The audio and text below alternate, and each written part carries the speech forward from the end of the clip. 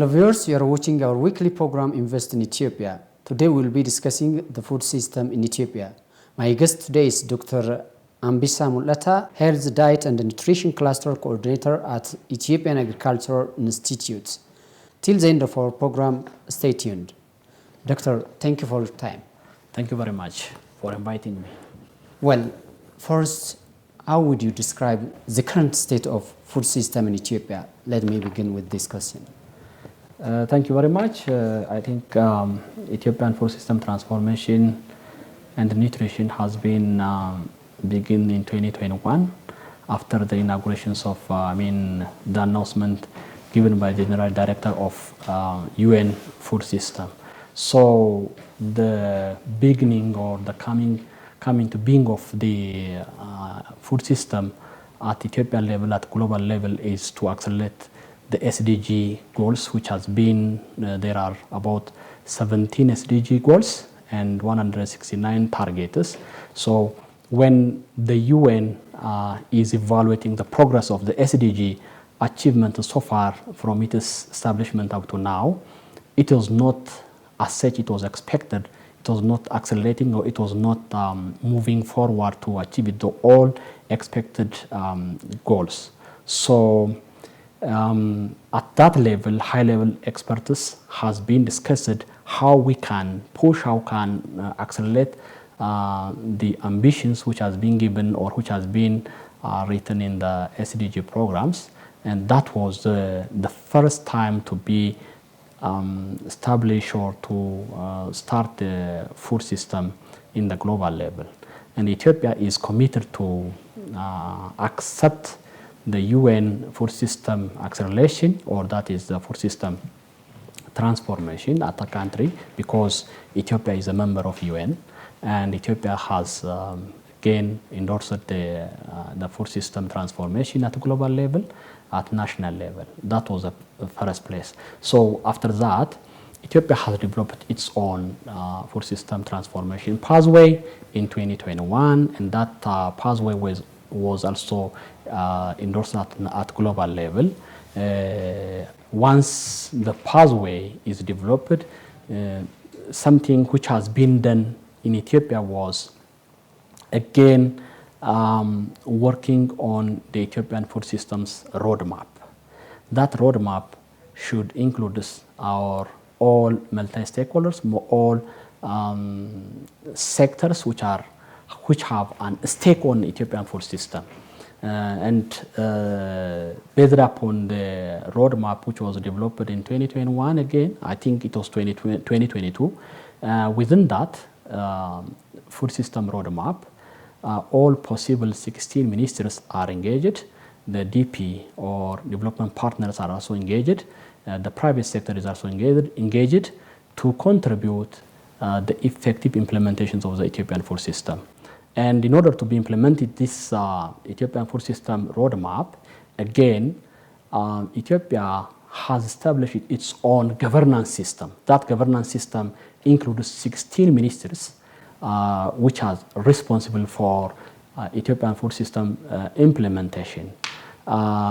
So this governance is a golden governance of all the state members of the UN. So this interministerial steering meeting is conducted biannually, twice in a year, in every 6 months, to evaluate the progress of the Ethiopia. So within this, again, there are different clusters according to the UN action tracks. UN action track has 5 action tracks, and that action track was contextualized to the Ethiopian level. That contextualization is the local contextualization.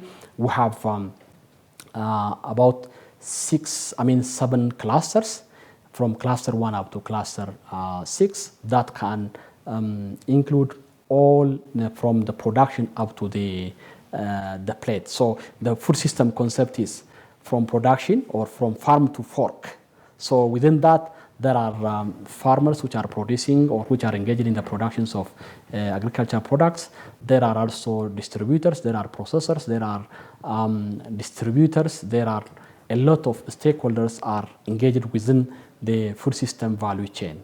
So in order to be implement effectively the Ethiopian food system, it was clustered into 7 clusters and 24 game-changing solutions. How these all game-changing solutions is coming to being? Okay, there are issues which are raised by the UN food system, and there are also issues or problems at national level, and the problems at the global level is quite different. And Ethiopia as a country has identified the most critical issues which can hinder the Ethiopian food system transformation. If you want to be transform it, okay, in production sites, access and availability, what are the hinders or what are the key challenges for Ethiopia? In order to be shifting the consumption patterns, what are the key challenges? Again, in the boosting of the agricultural production, the challenges are clearly identified. About 18 critical challenges were identified by all stakeholders, as I mentioned earlier. So ministries and their affiliates, again, the partners and the private sectors were engaged in identifications of the critical Ethiopian challenges that can hinder the transformations of the Ethiopian food system agenda. And that were, again, categorized under 7 clusters and 24 game changers and about 100, I think, if I'm not mistaken, about 118 interventions are included in the Ethiopian food system. So this is the progress so far Ethiopia has been coming to implement the Ethiopian food system at national level. Well, you have raised that the food system was launched in 2021. So far, what significant achievements have been registered in Ethiopia? Could you discuss them? Yeah, thank you very much. Ethiopia, as a country, has a lot of flagship programs which are under the Ethiopian food system transformation and nutrition. One of the flagship program is every sectors, as a sector, have their own policies, they have their own strategies, they have their own programs. That all programs is aligned with the Ethiopian food system transformation. One of an achievement so far that we did in terms of the procedure, in terms of accelerating the Ethiopian food system is aligning the critical challenges which were selected, which were identified during the panel of experts, discussion and dialogues were properly aligned with sectoral policies, sectoral strategies, sectoral programs. So one of well-known flagship program in Ethiopia was the Sokota Declaration, as you know. That Sokota Declaration is aimed to end child undernutrition or stunting by 2013. And within this, there are about maybe 8 strategic objectives that are working multi-sectorally. It was not, of course, the Sokota Declaration is a national flagship program that can bring, so that can coordinate us. All, I think, about 10 ministries were engaged in that one, and partners are also taking their own role and working against averting of childhood stunting in 2013. So one of an issue is taking into account this one as one of an efforts of the Ethiopian food system transformation, which was implemented at the levels of the Warada. If I raise it an example, in 2024, the Sokota Declaration has been covered about 520 Waradas across the country. And these Waradas were selected with the engagement of the regional state, and also they identified the Waradas which are highly vulnerable for food insecurity at household level, and that were implemented with the participation or with the full engagements of the regional states.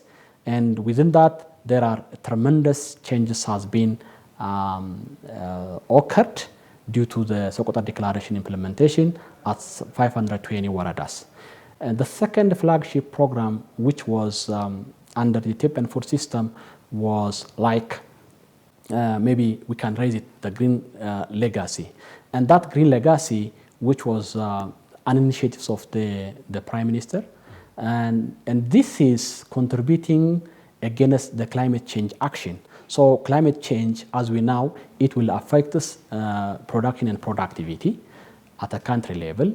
And in order to avert the climate change effects at country level, deforestation and keeping the environment healthy, as well as, when you planted the tree, we are averting of the climate change. Within that, we are ensuring of the food security and the malnutrition overall. And overall malnutrition at country level is going to be declining and declining, even though there are a lot of issues which are affecting of the malnutrition at national level. But its contribution is big. Secondly, this green legacy, again, it may reduce the climate-induced diseases. Like we can say that the climate-induced disease, vector-borne diseases like malaria, it might be reduced due to the afforestation issues. And other issues, disaster like disaster diseases which may affect the children due to the waterborne diseases were also related with the climate change. So the green legacy has a contribution in this one. The third one that I want to be mentioned as an achievement was school feeding program. In the country, I think over 7.1 million children were enrolled in a school feeding program. And this school feeding program is a domestic, homegrown school feeding program. Ethiopia we are not expecting donors to feed our child at a school level. So domestic school feeding program or homegrown school feeding program is implemented at national level. That helps us to decrease the dropout of the student at the school level. It increases also the nutritional outcomes of the children, and also students were focused on their education due to school feeding programs. This is again a social responsibility which was mentioned in the Ethiopian food system transformation roadmap. So Ethiopia is also working on that. The fourth issue that so far Ethiopia has been achieved in Ethiopian, in case of the food system transformation is bounty of a basket. This is again an initiative of the Prime Minister, which is again implemented across all regions, and there is a high political commitment in order to make it this effective at all regions. So we are expecting at household level, regions are producing animal source foods are produced. These animal source foods are very rich, nutrient rich foods for healthy, or its contribution for healthy diet is too much. And honey production, dairy production, poultry production is very high due to the bounty of basket initiative. This is a government initiative which is also contributing for nutrient-dense production and productivity increasement at national level. So these all commitments are geared to, or they are contributing significantly for Ethiopian food system transformation at national level. And this was again supported by majorly by the government treasury or government funding, and some amount by partners. So this is very amazing for us as Ethiopian, and we are very diligent for Ethiopians' commitment to move in this way in order to be achieved the SDG goals at Ethiopia level. Thank you, Doctor. Let me proceed to this question. What specific climate smart agriculture practices and adaptation strategies are being promoted to build a more climate resilient food system in Ethiopia? Let me say something that I know from this one. Of course, I'm not expertise on agriculture. Okay. Ethiopian food system is going to be aligned with climate actions. That is national determinant contributors, NDC, which was a Paris Agreement. and we are aligning, we are trying to align our all interventions, our game changers and activity levels in a food system roadmap. And in that case, all sectors, I can say all sectors are aligning their activities in line to that one, the Paris Agreement. In that way, they are working with the agreement which has been signed by Ethiopia at Paris. What about the role of private sectors, especially in promoting this food system and ensuring food system beside the government's efforts? Yeah, as I mentioned earlier, the Ethiopian food system transformation and nutrition structure is it has 4 pillars. One of the pillars is the federal level pillar, which was, as I mentioned earlier, which can consist of an interministerial steering committee that consists of about 16 ministers. And again, under that, there is a secretariat. ATI is, it can act as a secretariat of Ethiopian food system transformation and nutrition. And within that, again, there are cluster working groups, inter-cluster working groups has been established. The second pillar, which was given, is again regional food system and nutrition governance, and similar structures has been adopted at regional level that was consistent with that of the federal level. The third one was the development partners pillar. Development partners has a great contribution in Ethiopian food system because the food system transformation works the whole of society. Its concept is the whole of society. No one is lagging behind. Everybody should be a part of the Ethiopian food system. The fourth pillar was the private sector. So in the pillar, in terms of the Ethiopian governance, food system governance has given its own position for the private. And private sectors are also coming into the Ethiopian food system, but we are in a way under construction. They are coming into engaging with the Ethiopian food system, and they are enrolled, and we have again established the national private sector platform that can discuss how they are going to be contribute for Ethiopian food system transformation. I know that the private sector has a significant contribution for the Ethiopian food system transformation because the market access and the value addition of agricultural products like processing, fortification, or adding values for different food commodities is the responsibility of the private sector. And again, there are a lot of private sectors which are working in line to that of the Ethiopian food system. Their activities are similar, and we are bringing them to be on board to work on, and we have already established the Ethiopian private sector platforms.